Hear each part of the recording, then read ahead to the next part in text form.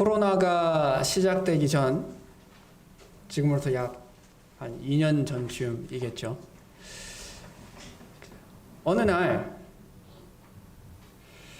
어떤 분이 이제 저에게 전화가 왔습니다. 교회에 이제 있는데 전화가 왔어요. 전화가 오시기를 자신의 따님이 저에 대해서 들어봤고 알게 되었다. 뭐 미국에 있는 따님이 저에 대해서 알게 되어서 이 교회를 추천하면서 이곳에서 복음을 한번 들어보라고, 말씀을 한번 들어보라고 했다라고 저한테 전화가 왔어요.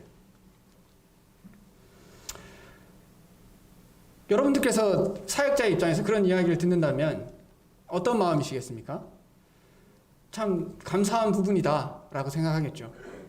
우리가 찾으러 가는 것도 참 당연히 해야 할 텐데 본인께서 직접 들으러 오신다 하시니, 그래서 제가 마음을 다잡고 목양실도 청소하고 이제 알겠습니다 해서 이제 기다리고 있었어요. 그분이 오셨습니다. 그래서 이제 복음을 전하고 복음이 무엇인지, 구원이 무엇인지에 대해서 제가 전할 수 있는 한 최선을 다해서 전했어요. 그래서 그분이 들으시기를, 듣고 나서 그 전에도 교회를 뭐 다녀보신 적이 있으셨다라고 얘기하고, 사실 자기 집 앞에 살던 이웃이 그 구원파의 그 회장 되시는 유병원 씨가 본인 집 앞에 살았었대요. 그래서 그분의 딸하고 친구이기도 했었고, 그래서 어렸을 때 그 교회도 가기도 했었대요. 그러면서 이제 이런저런 이야기를 했었습니다. 그러고 나서 잘 듣고 돌아가셨기 때문에 저는 이제 기도하는 마음으로 계속 기다렸습니다. 그리고 또 뭐 제가 할 수 있는 교제들을 했겠죠. 그러다가 이제 코로나가 터졌어요. 그분이 연락이 안 돼요. 그래서 연락을 하니까, 주고받으니까 지금 해외에 나가 계시대요.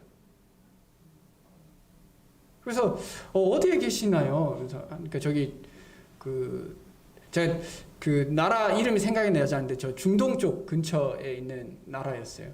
그래서 거기 계시다라고 하시더라고요. 그래서 코로나 상황에 거기 계시면 되게 위험하실 텐데 안전하게 돌아올 수 있기를 바랍니다라고 기도하는 마음으로 있었습니다. 그리고 나서 이제 코로나가 어느 정도 진정이 되고 그분과 이제 다시 연락이 되었는데, 그분께서 이제 하시는 말씀이 자신이 신천지다라고 이야기를 하신 거예요. 자신이.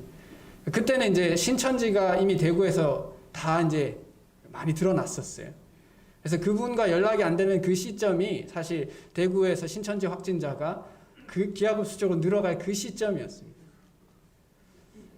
그래서 그리고 나서 이제 본인께서 그렇다라고 이야기를 해서 제가 그것에 대해서 당연히 그것은 틀린 것입니다 라고 말씀을 드리고, 그것이 왜 틀렸고 무엇이 복음인지에 대해서 다시 설명을 해드릴 수 있다. 그래서 코로나 상황이니 대면으로는 힘들더라도, 사실 힘든 상황이기도 했었고 비대면으로도 할 수 있다 이제 말씀을 드렸어요. 그래서 처음에는 그럼 비대면으로 성경을 공부하겠다라고 하셨었는데 원래 같이 공부해 보기로 한 사람이 있었나 봐요. 아마 신천지에서 어떤 역할을 하시는 분이었겠죠. 그래서 그분하고 같이 봐도 되느냐? 같이 봐도 된다. 복음이 뭔지에 대해서 설명하는 거니까 그래도 됩니다 라고 이야기를 했는데, 그분께서 다시 연락이 오기를 신천지에 있는 분이 나오기가 힘들다, 비대면으로 보기가 힘들다라고 이야기하셔서, 그래서 이제 안 보는 걸로, 그래서 안타깝지만 그러면 어쩔 수 없네요 라고 이제 이야기를 하고 거기서 이제 마무리가 됐었어요. 그러는 과정에서 그분께서 이제 아마 이제 신천지의 입장에서는 저라는 존재가 어떻게 보면 그들의 입장에서는 참 좋은 먹잇감이 될 수도 있다라는 생각을 해보게 됩니다. 왜냐, 제가 만약에 그런 것에 흔들린다면 이 교회가 사실 흔들리진 않겠지만 어려운 상황들이 닥치겠죠. 그래서 그들이 이제 어떤 식으로든 저와 좀 접촉을 하려고 해요. 하려고 했었고요. 그러던 가운데 그 성경의 말씀처럼 이단에 속한 사람을 한두 번 훈계한 후에 멀리하라고 하셨습니다. 그 원칙에 따라서 이제 한두 번 훈계할 목적으로 만나서 무엇이 복음이고 그분 역시 구원을 받아야 하므로 무엇이 구원이고 무엇이 복음이냐라는 부분을 이제 이야기하려고 만났어요. 그래서 그분이 이제 신천지에서 간사 역할을 하시는 분을 데리고 오셨어요. 만나기 바로 전날에, 그날 당일에 누구와 함께 와도 되느냐? 충분히 예측 가능한 일이고 충분히 그럴 수 있다라고 생각해요. 그래서 이야기를 했어요. 그분 오셔서 이야기를 쭉 했습니다. 결국 이런저런 이야기를 하시겠지만 신천지의 스토리는 사실 정해져 있거든요. 근데 제가 이렇게 이야기했어요. 긴 이야기를 굳이 할 필요 없을 것 같고 우리 서로 이렇게 만났는데 우리가 순수하게 서로를 알기 위해서 만난 게 아니지 않습니까? 각자 서로가 믿는 부분에 대해서 이야기하고 그것이 아멘되지 않는다면 우리는 서로 신발에 먼지를 떨어야 될 것이다 라고 말씀을 드렸어요. 그래서 다른 거 다 필요 없고 다른 거 다 이야기할 거 없고 신천지에선 구원을 어떻게 받습니까? 라고 물어봤습니다. 대답을 하지 못해요. 대답을 하지 못합니다. 계속해서 어떤 이야기를 자꾸 하시려고 하는데 제가 3시간 동안 이야기하면서 이 질문 하나에 제대로 답변을 못 받았어요. 요즘 극동방송에서도 그렇고 요즘 많은 기독교계에서 이제 코로나가 이제 회복되면서 이단들이 많이 이제 창궐 한다라고 혹은 적극적으로 포교를 한다라는 이야기가 나옵니다. 그러나 우리가 그것에 대해서 이단에 대해서 우리가 경계할 필요는 있겠지만 그렇다고 이단이 뭐 특별한 지식을 가지고 있거나 우리가 알지 못하는 뭔가 신비로운 것을 알고 있다고 두려워할 필요가 전혀 없습니다. 그들이 가지고 있는 것은 결국 우리는 진리라고 생각하지 않는 어떤 성경의 지엽적인 부분에서 무언가를 자기네 뜻대로 해석해서 이것 봐라 라고 이야기하는데 그건 우리가 익숙하게 보지 않는 성경 말씀이기 때문에 그것을 보면 우리가 잘 모르는 말씀이니까 뭔가 있는 것 같지만 사실 아무것도 아닙니다. 성경의 본질에 대해서 물으면 아무 답변도 해주지 못해요. 그래서 저는 물론 이제 제가 이단들을 찾아다니면서 그렇게 하진 않지만 어떤 기회에 따라서 이단들을 만나게 되면 그럴수록 이 우리가 가진 복음이 얼마나 위대한 것인가 그리고 얼마나 분명한 것인가를 깨닫게 됩니다. 그리고 제가 그런 분들과 이제 접하면서 여러분들에게 이단의 실상이 어떤 모습인가에 대해서 제가 직접 경험하고 말씀해 드릴 수가 있어요. 정말 아무것도 아닙니다. 대화해보면요. 성경에 대해서 정말 몰라요. 정말 모르세요. 그들만이 만들어놓은 그 교리만 달달 외우고 있을 뿐이지 성경 전체에서 무엇을 이야기하는지에 대해서 정말 모르십니다. 그러니 우리가 가지고 있는 이 복음에 대해서 담대함을 가지시고 우리가 참 하나님에게 큰 은혜 받은 사람들이다라는 것을 인지하고 살았으면 좋겠어요. 제가 이제 그분들을 볼 때 그 신천지든 뭐 다른 이단이든 뭐 하나님의 교회든 통일교든 그들 가운데 사회적으로 어떤 지위를 가진 사람들도 있을 거고 저보다 더 많은 것을 가지고 저보다 더 많은 것을 누리는 사람들도 분명히 있을 거예요. 그래서 제가 마음속으로 도대체 저보다 더 많은 것을 배우신 분들도 분명히 있을 거고 저보다 더 똑똑하신 분들도 분명히 있을 거예요. 근데 도대체 왜 이런 말도 안 되는 이런 어떻게 글만 제대로 읽어도 사실 초등학생들이 읽는 방식처럼만 글을 성경을 읽어도 이건 아닌 걸 알 텐데 도대체 왜 이럴까? 라는 생각이 들었어요. 그래서 마음속에 도대체 이분들이 왜 이러시지? 라고 생각하다가 제 마음속에 떠오른 생각이 있었어요. 창조된 인간 중에 가장 완벽한 사람이 누굽니까? 아담과 하와죠. 가장 완전한 사람이었어요. 죄도 없었을 거고요. 지능도 가장 뛰어났을 겁니다. 근데 그런 존재가 사단에게 넘어갔다는 것을 보면 우리가 이단에 넘어가는 게 지식과 능력과는 전혀 상관이 없습니다. 결국 어디에 달려있느냐? 교만에 달려있어요. 그들의 마음이 어디에 마음을 두고 있느냐에 따라서 사람은 지식이 많든 지식이 적든 능력이 많든 능력이 적든 돈이 많든 돈이 적든 결국 그 사람들의 마음 속에 내가 하나님과 같이 되는 그런 마음이 있으면 이단이든 하나님을 믿지 않든 하나님과 단절된 삶을 살 수밖에 없습니다. 그래서 제가 납득이 됐어요. 이분들이 지식이 부족해서가 아니구나. 결국 그들의 마음 속에 겸손함이 없어서 그렇구나. 그들의 마음 속에 하나님 같이 되고자 하는 마음이 있기 때문에 그렇구나. 라는 생각을 했습니다. 그리고 그것의 가장 큰 이유는 그들의 복음, 그들의 구원은 항상 이런 식이에요. 제가 만나본 이단 혹은 종교, 세상에 있는 종교를 딱 두 가지로 정리할 수 있어요. 하나는 내가 신 앞에 거래를 하는 입장에서 구원을 성취하는 거예요. 내가 이것도 하고 저것도 하고 노력도 하고 이것도 하고 내가 마치 하나님과 동등한 입장에서 내가 이만큼을 했으니 당신이 나에게 구원을 주셔야 된다. 이렇게 접근하는 것이 세상의 모든 종교예요. 그 종교 외에 딱 하나 있는 종교, 기독교, 즉 그리스도교, 예수 그리스도를 주로 시인하는 이 믿음은 하나님께서 우리에게 너희는 나와 동등될 수가 없다. 너희들의 의는 아무리 너희가 의를 주장해 본들 나한텐 가소로울 뿐이고 오히려 역겹기 그지없다. 그러나 내가 너희들을 사랑함으로 내가 너희들에게 구원받을 수 있는 복음을 너에게 줄 터이니 그것을 받을 때 너에게 구원이 있다 라고 말하는 딱 두 가지예요. 그래서 이단을 대할 때 그들이 뭔가 이만희 씨도 있고 문성명 씨도 있고 안상홍 씨도 있고 신기한 사람들 많지만 그들의 이야기는 다 이거 하나예요. 하나님께 나아가는 데 있어서 자기의 의다. 왜 이단들이 구원에 대해서 쉽게 말 못하는지 아십니까? 그들은 자기의 노력이다라는 것을 인정하기가 두려운 거예요.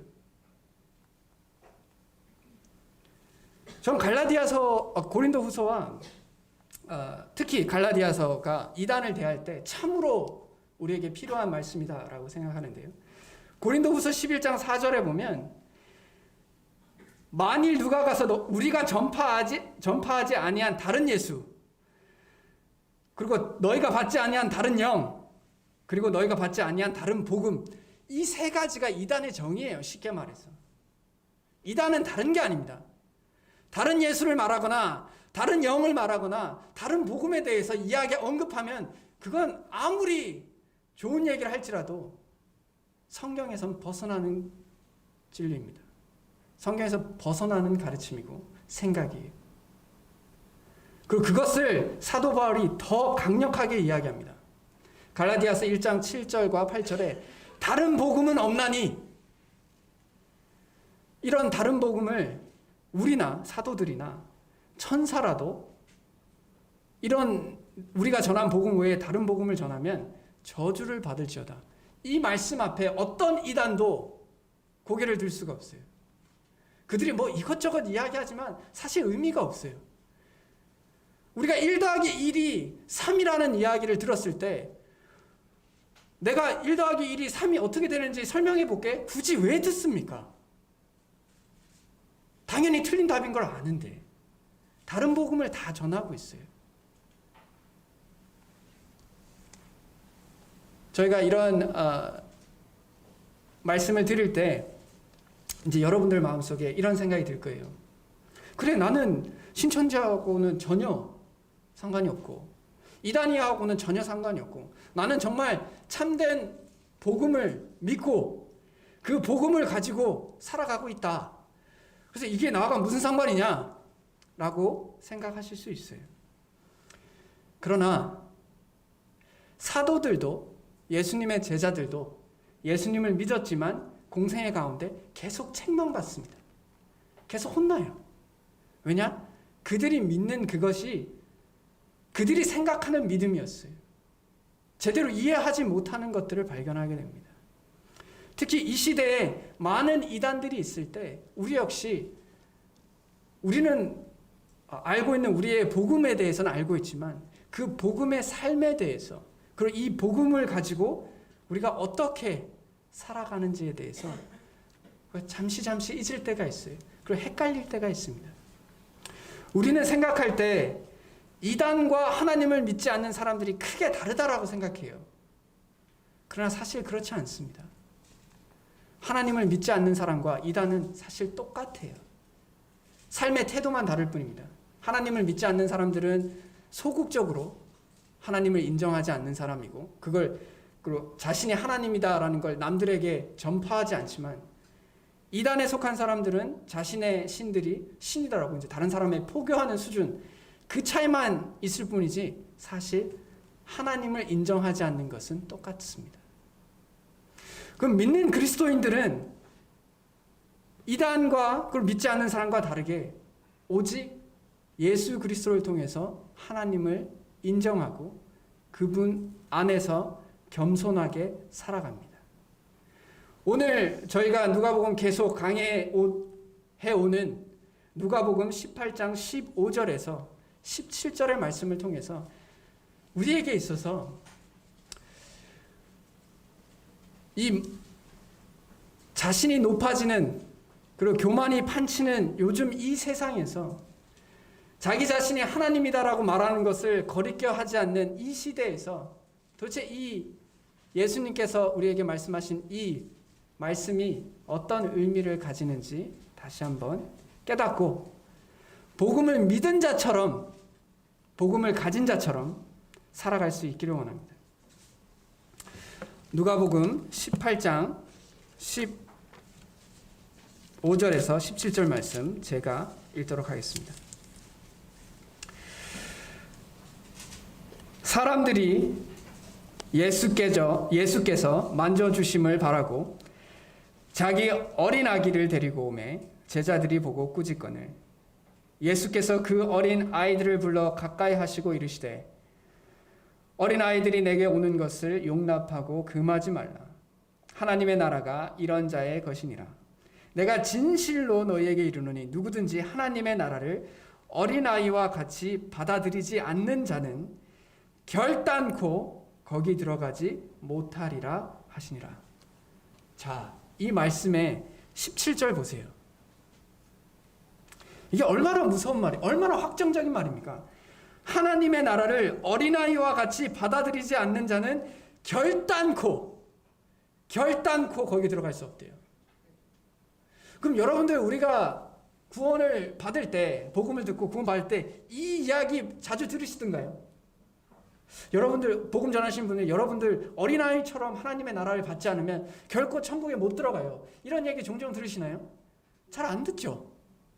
그냥 복음 우리 예수님께서 우리가 예수님을 버렸는데 우리가 하나님을 버렸고 그것이 죄고 예수님께서 그것을 다시 하나님께 돌아갈 수 있는 길을 만들어 주셨고 십자가에서 그것을 완성하셨고 부활로서 그것을 증명하셨고 그러므로 예수 그리스도를 의지하고 믿으면 여러분들이 구원을 받습니다. 이런 이야기는 참 많이 듣지만 17절에 있는 말씀처럼 하나님의 나라를 어린아이와 같이 받지 않으면 결단코 하나님의 나라에 들어갈 수 없단 말을 자주 듣나요?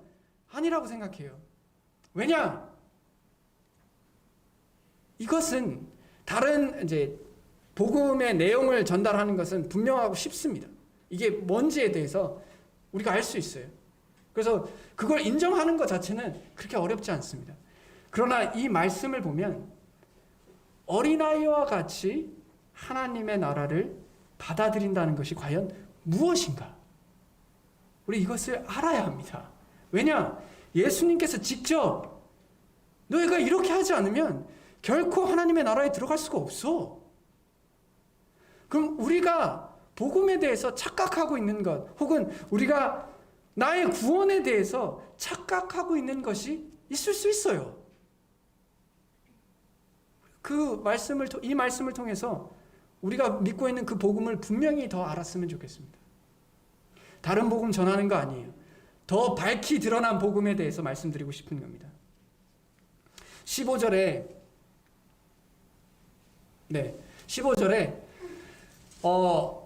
이때 상황을 보면 이제 아마 부모들이 이제 선지자들 혹은 선생들에게 축복받는 것을 좋아했을 거예요. 사실 구약에서도 그런 것이 종종 있었고, 그래서 예수님이 뛰어난 선지자라고 생각해왔고, 그리스도라고 생각하는 사람도 있었고, 그래서 자신의 아이들을 데려가는 거예요. 그래서 아이들에게 손을 올리고 축복해 주시기를 바라주는 거예요. 만져주시기만 해도. 심지어 아픈 아이들은 고침을 받을 수도 있겠다. 혹은 이 아이가 정말 잘 클 수도 있겠다. 그리고 나중에 커서 너 어렸을 때 예수님이 너 만졌어 라고 이야기할 수 있을 거잖아요. 마치 우리가 어렸을 때 대통령하고 혹시 대통령이 한번 안아주면 대대손손 이야기할 거잖아요. 너 어렸을 때 대통령이 한번 안아줬다. 그런 것처럼 그런 마음으로 이제 부모들이 예수님에게 나아갔을 거예요. 길이 굉장히 길었을 거란 말이죠. 그러니까 제자들이 그것을 보고 꾸짖었어요. 왜 꾸짖었을까요? 사람들이 이런저런 이야기를 합니다. 첫 번째 이유는 예수님이 피곤할까 봐 꾸짖었다라고 얘기하는데 그럴 것 같지는 않아요.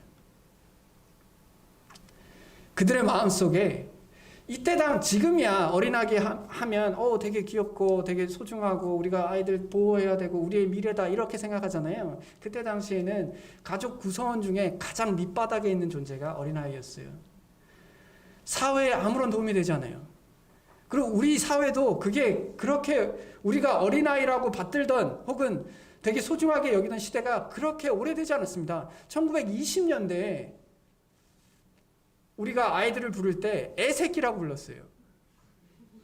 네, 애들에 대한 우리가 알잖아요. 우리가 커왔던 거 보면 애들에 대한 가치를.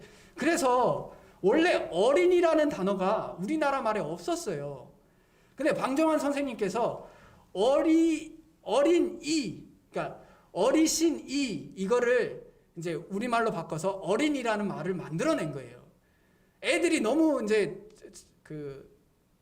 핍박을 받고 쓰잘데기 없는 존재로 취급을 받으니까 이건 너무 안타깝다.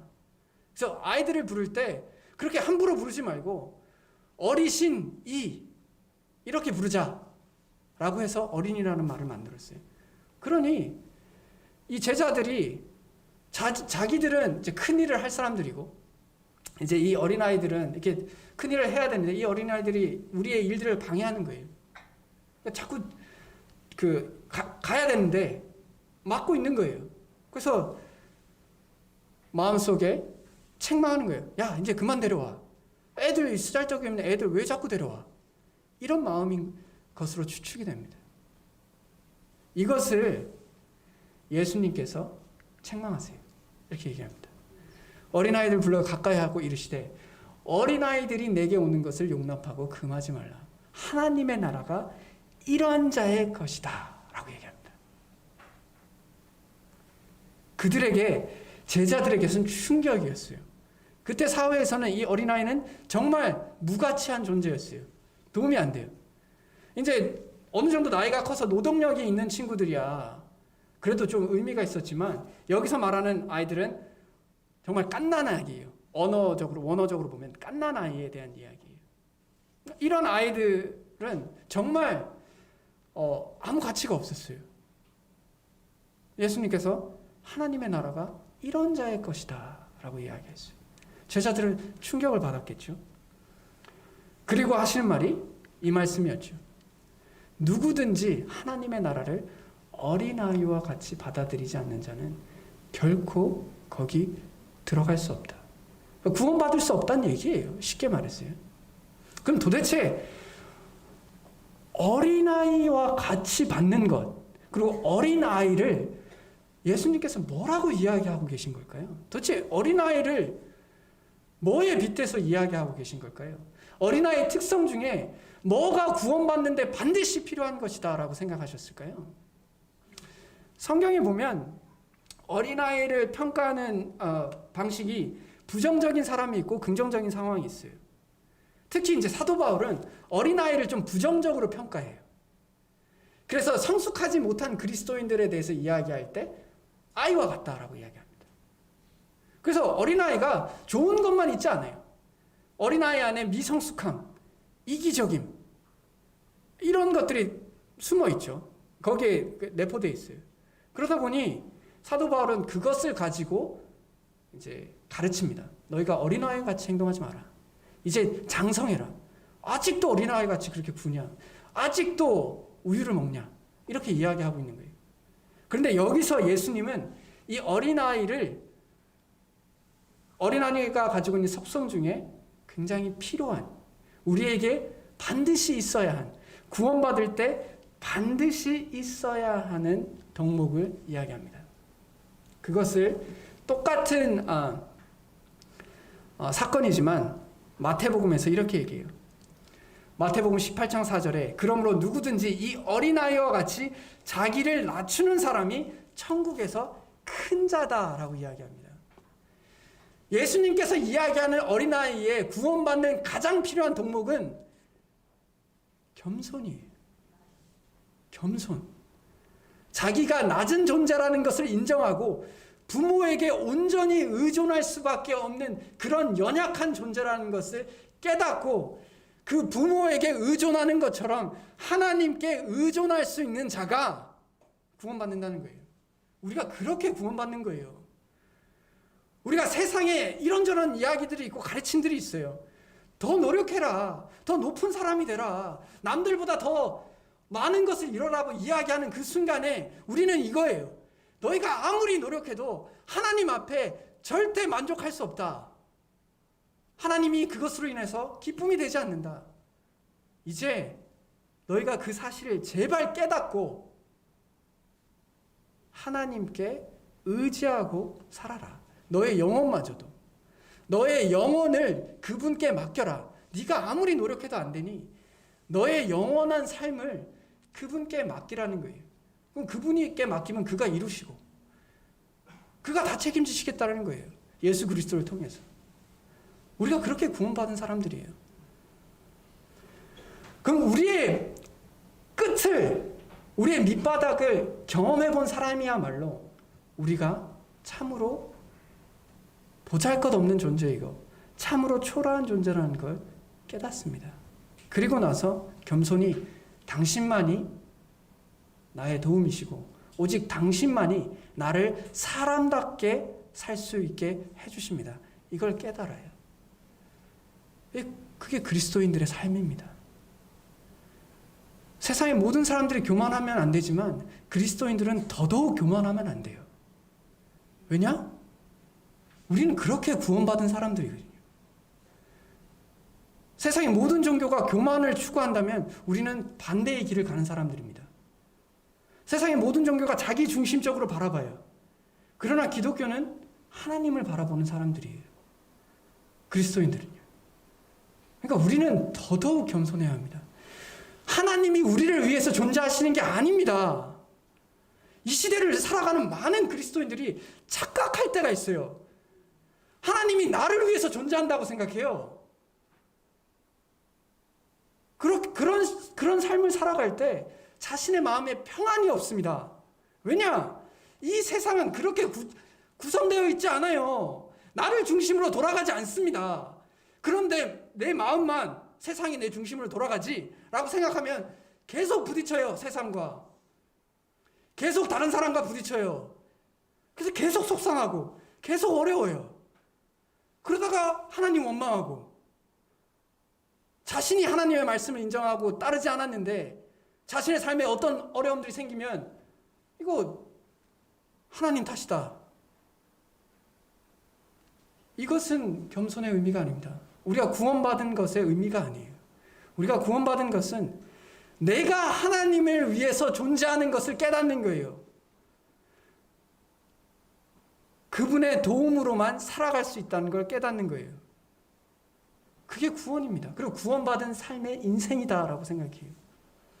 우리가 구원을 받았을지라도 이런 삶을 우리가 살지 않는다면 사실 우리가 이단과 하나님을 믿지 않는 사람과 크게 뭐가 다른가요? 여기 계신 분들 중에 맥콜이라는 음료수 아시나요? 맥콜. 네, 참 맛있죠. 저도 예전에 많이 먹었던 기억이 납니다. 근데 제가 구원받고 보니까 이 맥콜이라는 이 음료수가 1화, 즉 통일교 재단에 있는 회사가 만든 거래요. 그래서 그때부터 안 먹었거든요. 근데 생각해 보니까 잠깐 내가 이게 좀 시간이 지나서 생각해 보니까 그럼 내가 다른 음료수를 사 먹으면 그건 하나님의 영광이 되는 건가요? 제가 사 먹는 다른 음료수는 하나님을 믿는 사람들이 만든 건가요? 아니란 말입니다. 우리가 애플이나 삼성에서 만드는 핸드폰을 쓰면 그건 뭐 하나님의 영광을 드러내는 건가요? 그렇지 않아요.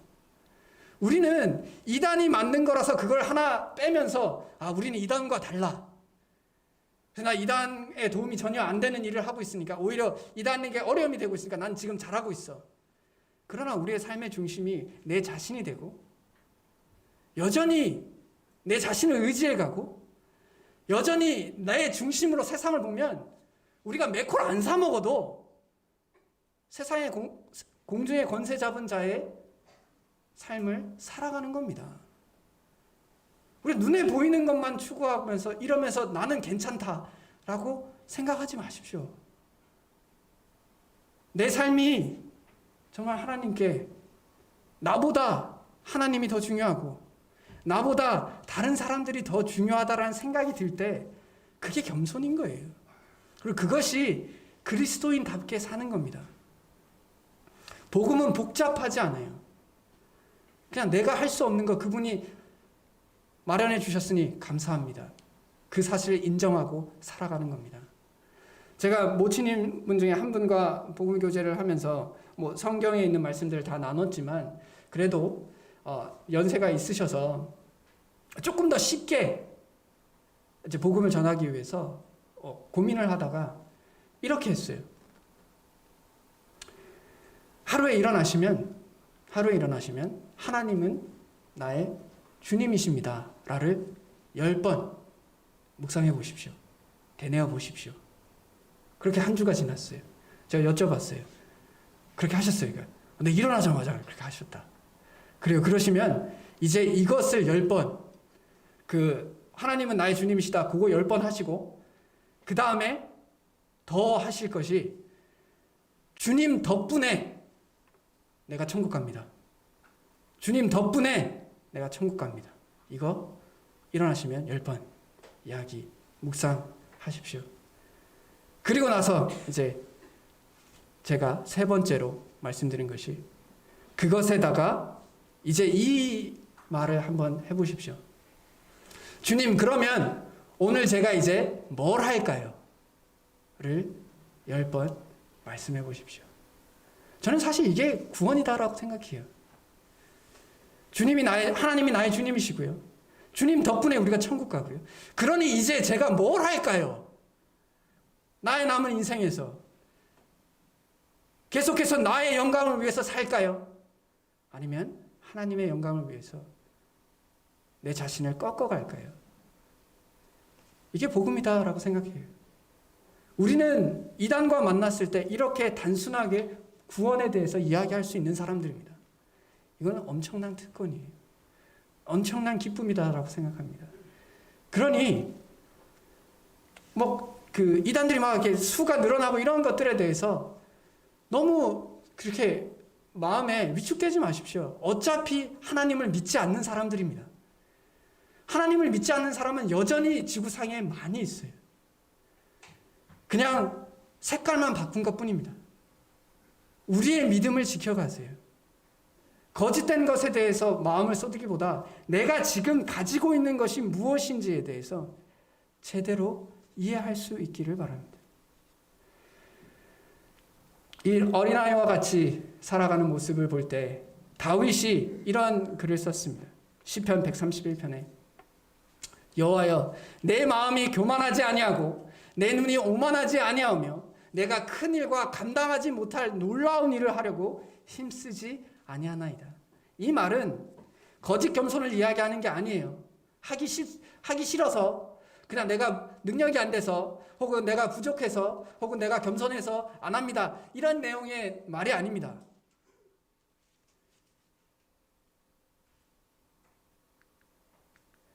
시편 2절과 3절에 보면 결국 이거예요. 실로 내가 내 영혼으로 고요하고 평안하게 하기를 젖된 아이가 그의 어머니 품에 있음 같게 하였나니 내 영혼이 젖된 아이와 같도다.